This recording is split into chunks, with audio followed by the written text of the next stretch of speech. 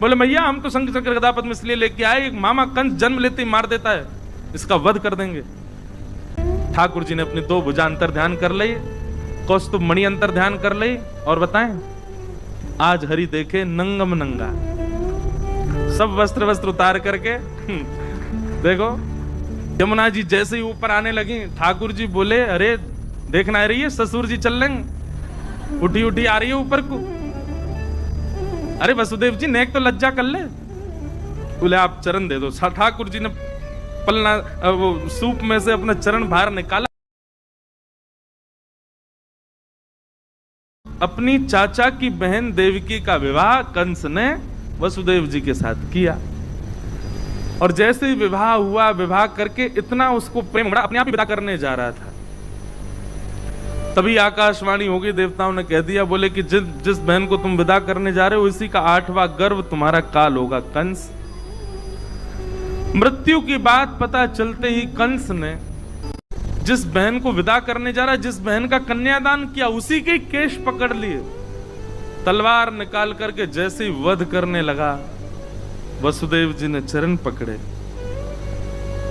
इससे तुम्हारा काल नहीं है, इसके पुत्रों से काल है। मैं वचन देता हूं जितने बालक होंगे सब तुमको दूंगा, तुम चाहो तो हमको बंदी बना लो, हम कहीं नहीं जाएंगे।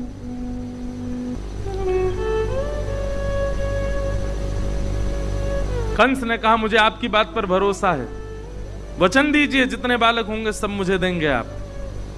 जी निश्चित। अब कथा ऐसी आती कि प्रथम पुत्र जब हुआ तो लेकर के वसुदेव जी जैसे ही कंस के पास गए तो कंस के हृदय में करुणा आ गई।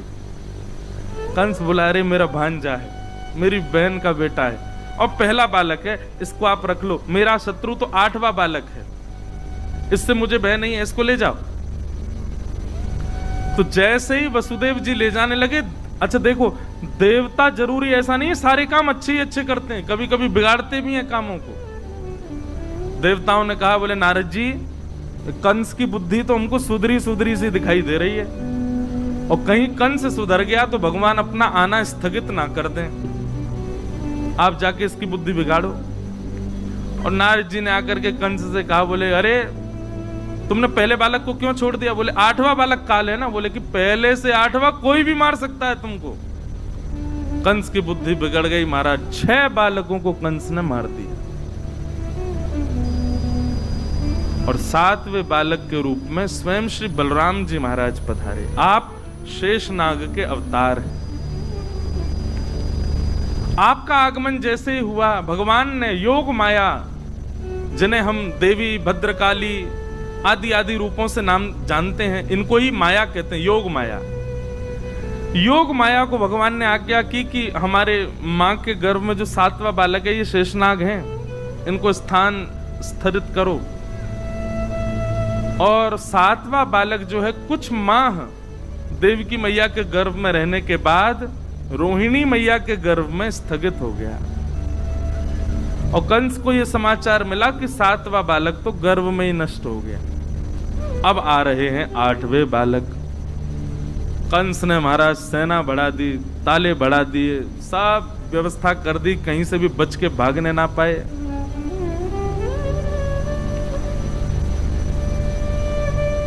जिस दिन से ठाकुर जी गर्भ में आए, देवकी मैया इतनी सुंदर लगती हैं, इतनी प्यारी लगती हैं, भागवत में वर्णन है। तो कंस की स्थिति क्या हो गई? राक्षस है लेकिन रोज देवकी को देखता है और देवकी जी को देख करके उसके नेत्र सजल हो जाते हैं, मन में भाव आ जाता है, मुस्कुराने लगता है, प्रेम। पहले ही बोल के आता मंत्रियों को, जैसे मैं रोने लगूं मुझे खींच लाना वहां से। पता नहीं क्या हो गया, देवकी को देख के बड़ा भाव आता है। तब मंत्री बोले इसके गर्भ में मायावी बालक है, वो आपको दयालु बना रहा है ताकि आप उसको ना मारो और वो आपका वध कर दे। बोला हाँ सही कह रहे हो तुम, यही बात है। भादों का महीना, अष्टमी तिथि, मंदम मंदम जलधरा, जलधारा मंद मंद गिर रही है, और तभी चंदन की सुगंधी से पूरा विश्व महकने लगा। कंस के कारागृह में, मथुरा में देवकी मैया और वसुदेव जी हाथ जोड़ करके भगवान की प्रार्थना कर रहे हैं। और तभी देवकी मैया के गर्भ से एक दिव्य तेज प्रकट हुआ, अद्भुत तेज प्रकट हुआ, और उस तेज पुंज के विश्राम होते ही शंख चक्र गदा पद्मधारी श्रीमन नारायण श्री बाल कृष्ण प्रभु प्रकट हो गए। बोल बाल कृष्ण लाल की। अब अपने चित्त में दर्शन करो, ठाकुर जी की प्रकट होते ही झांकी कैसी है। तो कह रहे हैं तमद्भुतम बालकम, ठाकुर जी छोटे से बालक ही हैं लेकिन अद्भुत बालक हैं। बोले भैया अद्भुत बालक कैसे हो गया? बोले क्योंकि ठाकुर जी की 2 भुजाएं नहीं थी जब प्रकट हुए, 4 भुजा वाले ठाकुर जी प्रकट हुए। और अद्भुत बालक क्यों हैं? बोले 4 भुजाएं भी खाली नहीं है, शंख चक्र गदा पद्म गर्भ से ही लेकर के ठाकुर जी प्रकट हुए हैं। बिल्कुल भी बड़े ठाकुर जी के स्वरूप का चिंतन मत करना, छोटे से लाल जी ही चतुर्भुज रूप में हैं। शंख चक्र गदा पद्म हाथ में धारण किया है, और पीतांबरम सांद्र पयोद सौभगम, ठाकुर जी पीतांबरी पहन करके, पीली धोती पहन करके प्रकट में, कपड़ा लत्ता पहन के आए लाल जी, पूरे तैयार श्रृंगार करके आए अपना। और गल सौभ कौस्तुभम, गले में कौस्तुभ मणि पहन रखी है, और छोटे से ही नन्हे से गोपाल जी हैं, कोई बड़े रूप में प्रकट नहीं हुए। बोल बाल कृष्ण लाल की। दर्शन हुए सबको? कभी कभी मन होता है नेक्स्ट से गोपाल जी उन्हीं की 4 भुजा हूं, यो पेट निकल रहा नेक्स्ट से बाहर, गदमदरा से हाथ गोल मटोल लाल जी, 4 भुजा, गदमदरा से पाम, गोल गोल गाल, और 4 भुजा वाले 2 दतुइयां निकल रही हैं। वैसे तो जन्म लिए दांत नहीं थे ठाकुर जी के, होते तो वर्णन आता कि दांत थे, पोपले ही भये लाल जी। ठाकुर जी को प्रकट प्रादुर्भाव हुआ। आहा, छवि देख करके निहाल हो गए देवकी और वसुदेव। वसुदेव देवकी दोनों ने चरणों में प्रणाम किया। ठाकुर जी बोले मैया देख लो, आपने प्रार्थना की, हम आ गए। आपने पूर्व जन्म में प्रार्थना की, ब्रह्मा जी से प्रार्थना की, हम आ गए। देवकी मैया बोली हमने तो कहा था कि आप पुत्र बन के आओ, आप तो पिताजी बन के आए हो। शंख चक्र गदा पद्म में लेके कौन आता है? कपड़ा पहन के आए हो गर्भ से हैं, और कौस्तुभ मणि लटका के आए, मतलब यहां भी श्रृंगार करके प्रकट भय। बोले मैया हम तो शंख चक्र गदा पद्म इसलिए लेके आए, एक मामा कंस जन्म लेते ही मार देता है, इसका वध कर देंगे। देवकी मैया बोली वध तो ठाकुर जी आप चाहो तो कंस का जन्म ही ना हो, वध तो बहुत दूर की बात है, ये सब आपकी लीला है। कृपा करके एक माँ को जो सुख होता है बालक को जन्म देने में, वो सुख मुझे प्रदान करो। माँ का सबसे बड़ा सुख क्या है? जन्म लेते ही बालक उसके हृदय से लगा दिया जाए, और फिर माँ अवकाश पाते ही अपना पयोधर बालक को पिलाए। ठाकुर जी वही तो सुख है। मेरे 7 बालकों को कंस ने मार दिया, 6 बालक मार दिए, 7वें का जन्म ही नहीं हुआ। मैं यह सौभाग्य प्राप्ति नहीं कर पाई कि अपने बालकों को अपना पयोधर पान करा सकूं। कृपा करके आप परब्रह्म मेरे यहां पुत्र बन के आए हो, छोटे से बालक बन जाओ, मुझे अनुभव करा दीजिए ना कि हाँ सच में आप बालक बन के आए हैं, मेरा पयोधर पान कर रहे हैं। ठाकुर जी बोले मैया 2 भुजा अंतर ध्यान कर देंगे, लत्ता कपड़ा सब उतार देंगे, बालक बन जाएंगे, लेकिन फिर याद रहे लीला करने के लिए फिर हमको समय चाहिए। 11 वर्ष 56 दिन के लिए हमको ब्रज भेजना, लीला करके बढ़िया माखन मिश्री खा के गोप ग्वालों के संग आनंद करके फिर आएंगे। 11 वर्ष का प्रतीक्षा करनी पड़ेगी, तब आकर के हम महाराज कंस को वध करेंगे। मंजूर हो तो बताओ। तो मैया ने दूसरा भाव अपनाया, बोले क्षण भर का संयोग मिले, उसके बाद भले ही 11 वर्ष का वियोग मिले, कोई दिक्कत नहीं, आप गोद में आओ।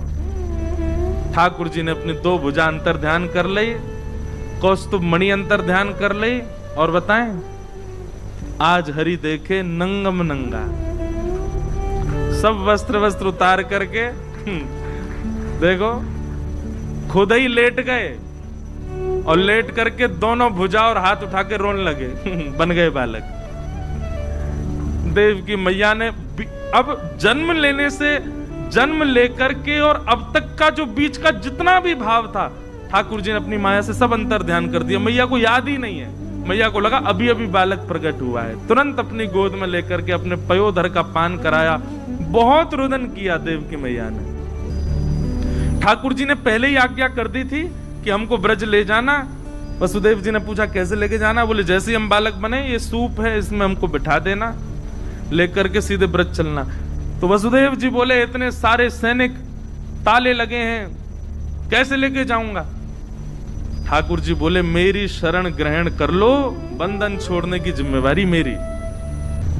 वसुदेव जी ने जैसे ही ठाकुर जी को गोद में लिया, हाथ की हथकड़ियां खुल गईं, पैरों की बेड़ियां खुल गईं।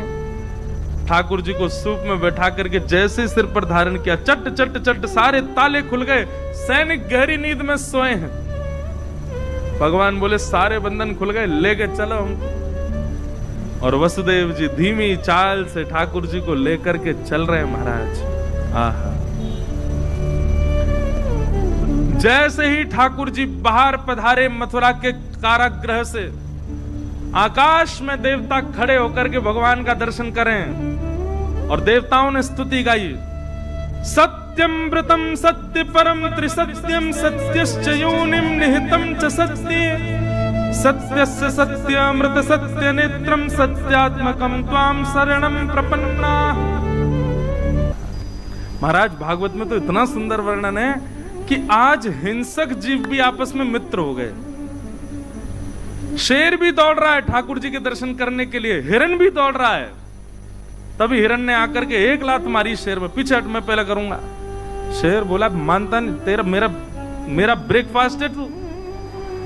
बोले आज भाई हमारे ठाकुर जी का जन्म हुआ है, आज दोनों भाव से दर्शन करेंगे। और दोनों मित्र बनकर दर्शन कर रहे हैं। सर्प मूसक एक साथ दर्शन कर रहे हैं। सर्प ने फन उठा दिया ऊपर की ओर, ऊपर चल रहे हैं ना ठाकुर जी, और उस फन के ऊपर मूसक खड़े होकर दर्शन कर रहा है।